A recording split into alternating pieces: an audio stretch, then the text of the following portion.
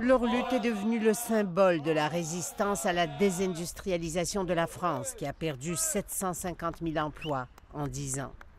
Les ouvriers des hauts fourneaux de l'usine ArcelorMittal à Florange, dans le nord-est de la France, se battent depuis 18 mois pour empêcher le géant de l'acier, l'Indien Lakshmi Mittal, de fermer une partie du site devenu, selon lui, moins rentable.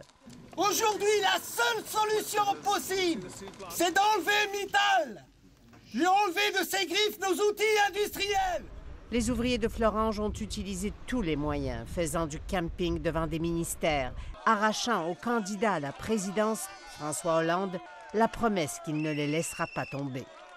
Le spectre de la fermeture des hauts fourneaux menaçait de mise à pied 650 ouvriers.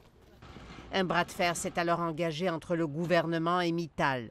Pas question pour ce dernier de vendre l'ensemble du site qui emploie plus de 2500 travailleurs. Trop rentable. C'est alors que le mot a été lâché. Nationalisation.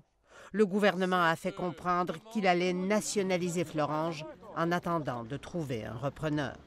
C'est à minuit, ce 30 novembre, que Mittal menaçait d'éteindre définitivement les cuves. Mais oui, je suis nerveux, évidemment que je suis nerveux. À mesure que la nuit tombe, la tension, elle, monte à Florange. Mais c'est à 350 km d'ici, à l'Élysée, que se joue le sort des 650 travailleurs. Et les patrons du monde entier surveillent. François Hollande osera-t-il nationaliser cet ancien fleuron de l'industrie sidérurgique française, au risque de provoquer la panique sur les marchés? Les ouvriers, eux, appellent de tous leurs vœux la nationalisation. Je vous rassure, messieurs les financiers de Wall Street, c'est uniquement un outil qui va permettre à l'État de sortir Florange des griffes de Mittal pour après le donner à un opérateur industriel. Finalement, il n'en sera rien.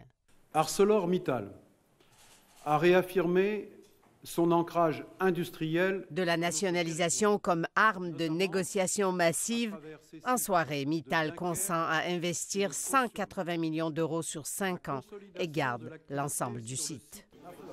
Du côté des ouvriers, c'est la déception. Si les investissements annoncés n'arrivent pas maintenant, ils promettent la guerre.